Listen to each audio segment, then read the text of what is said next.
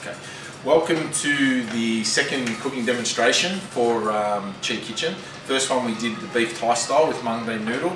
The second request was one of the old time favourites, pad Thai. Pad Thai is almost like the spaghetti bolognese of Thai cooking. So it's a noodle dish made usually with chicken and shrimp, and it's made with a sweet tomato sauce. So this week, differently, we'll be making the pad Thai sauce from scratch.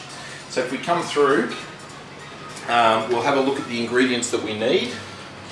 First of all, the secret ingredient to many of the tomato sauce style sauces is actually bottled tomato sauce. So first ingredient is about a cup of tomato sauce you'll need. We've got about roughly a tablespoon of garlic, a tablespoon of our Thai soy, which is the healthy boy soy that we used last week in the other cooking demonstration, and lastly about a tablespoon and a half of palm sugar. So palm sugar comes in a block, and all you need to do is cut it down and shave it, and it'll melt down really easily. It's almost got a caramelly golden flavour. It's really nice. If you don't have that, you can use just normal sugar. It's just more traditional to use the palm sugar. So all we do, it's very simple. All we do, you start with a pot, put our tomato sauce in, add the garlic, our Thai soy,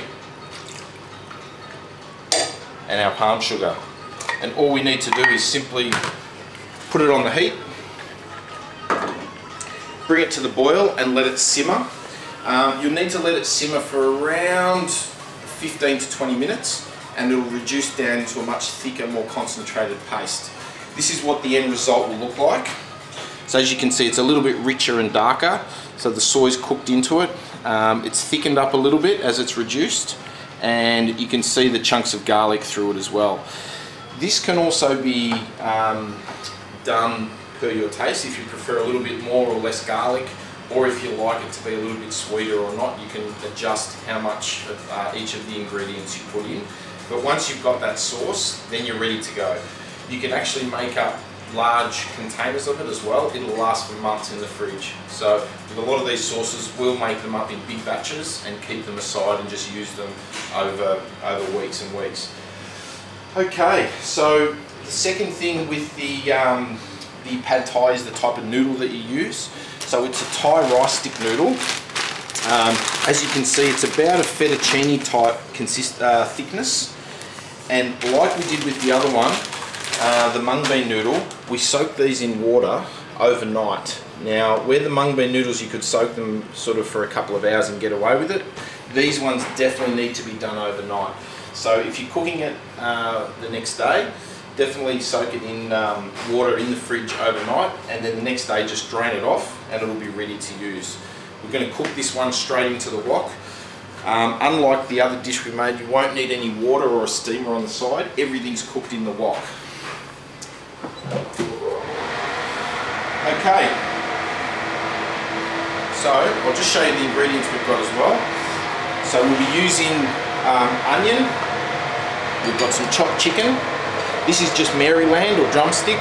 Don't need to use breast. You can use it if you prefer it, but it does tend to dry out a little bit in the wok.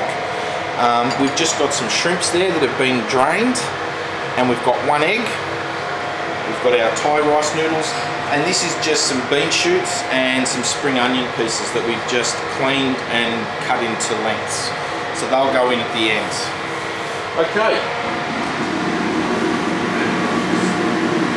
So same with last time, we let the wok heat up before we put the oil in, let it get nice and hot.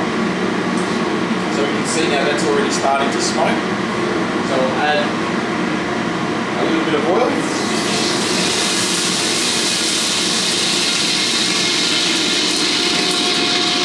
Now with this dish, you also, whenever you cook the chicken, you always want to put the chicken in first. It'll take a little bit longer. Straight in. See how we let that oil start to smoke? That way it won't stick. So when you're cooking at home, make sure you let it smoke.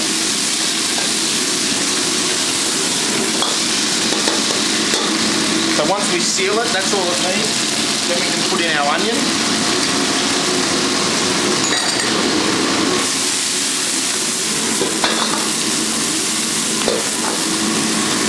And we just let that sweat out for about a minute.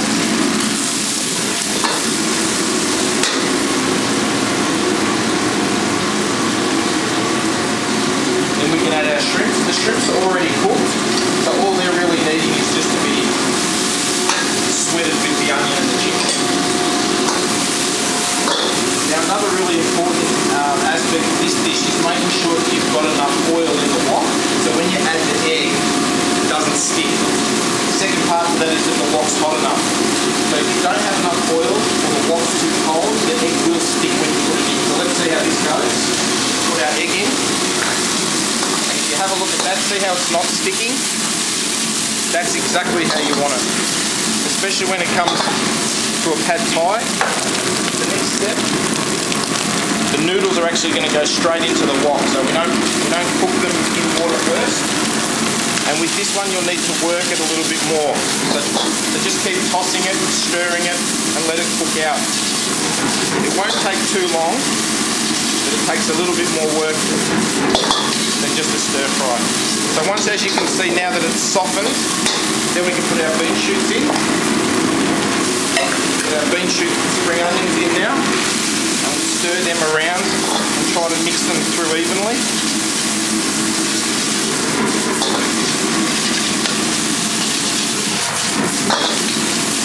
And at that point we'll add our sauce. So it's roughly about 2 tablespoons for one whole dish.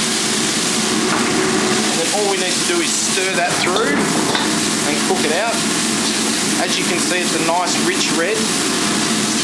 Some people prefer to not have it as sweet or as rich as this, so you can put a little bit less sauce if you like. Personally, I like to have a little bit more sauce and a little bit more flavour. And that's it, that's ready to go. So we'll serve that up.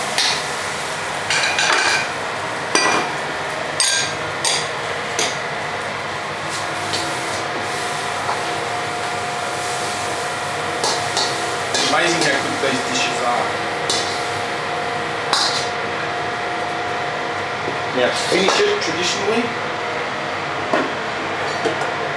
we just use some roasted peanuts that have been ground.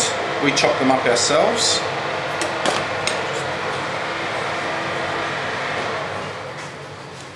And there's our pad thai.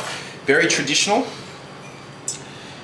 Now the other thing you can do with this sauce, it's actually also can be used as a Thai sweet and sour sauce. So once you've got this sauce in the fridge, you could actually do a stir fry with some chicken and vegetables, and the flavour profile will be very similar to a sweet and sour. So sometimes we'll put this on as a Thai sweet and sour. Very similar flavour. So that's it for today. Good luck with your pad thai, and I think the next week we've got coming up is a laksa, a chicken laksa. So keep in tuned, and we'll see you next time.